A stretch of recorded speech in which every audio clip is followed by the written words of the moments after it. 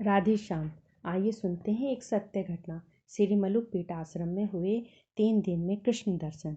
पटना में नागा बाबा ठाकुरवाड़ी में चौथे स्कंद पर गुरुजी मलुक पीठाधीश्वर श्री राजेंद्र दास महाराज जी की कथा हो रही थी। 8 दिन में भागवत के तीसरे स्कंद तक प्रवचन हुआ था। बक्सर में सीताराम विवाह महोत्सव में पूज्य मामा जी बक्सर वाले विराजमान थे।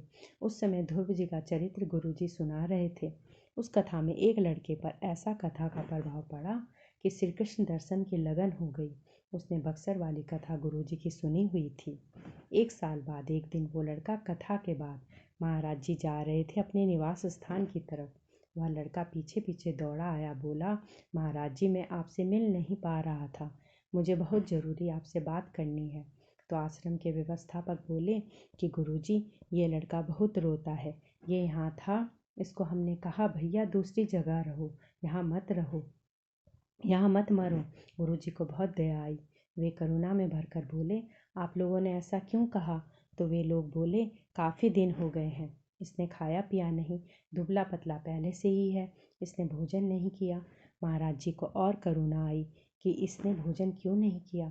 महाराज जी ने कहा, चलो मेरे साथ चलो। कमरे में गया तो फूट फूट कर रोने लगा। गुरुजी ने कहा, भाई दुख क्या है तुमको?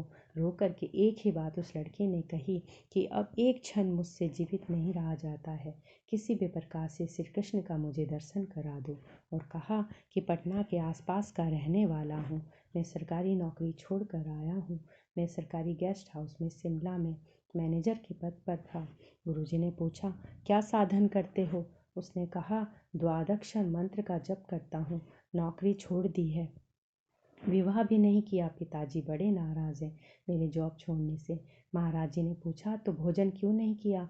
तो वो बोला, क्या करें, मेरे भीतर कुछ जा ही नहीं रहा है, मैं बहुत विकल हूँ। महाराज जी ने कहा, भाई तुम्हें देखकर हमें बहुत दया आ रही है, इतना कहता हूँ तुम हट मत करो, भोजन करो। तो वो बोला, हमको कंठी दे दो। गुरुजी ने तुलसी दी। फिर वह दूसरे दिन गुरुजी ने उसको बुलाकर कहा, कथा तो तब तक पूरी हो गई थी। उसने कहा कि कुछ खाना पड़ेगा। तो उस लड़के ने कहा, आपने जो कहा उसमें से एक कण हमको दे दो। तो कढ़ी बनी थी, तो कढ़ी भात का थोड़ा शीत प्रसाद उसने लिया। इसके बाद महाराज जी पहुँचे वृंदावन। 1.5-2 महीने बाद वो लड़का फिर वृंदावन आया। तो गुरुजी ने पूछा कि पिताजी से पूछ कर आए हो ना? तो उसने कहा, हाँ जी पूछ कर आया हूँ। तो गुरुजी बोले, बिहारी जी चलो दर्शन कर आओ। तो उसने मना कर दिया, नहीं हमको तो बोलते चालते ठाकुर जी चाहिए, हमसे बात करें और रो रो के हमारे आंसू पहुँचे, वह बिहारी जी चाहिए, ऐसे नहीं चाहिए जिनको हमको रोते देख कर दया नहीं आ रही है, ऐसे ठाकुर जी नहीं चाहिए।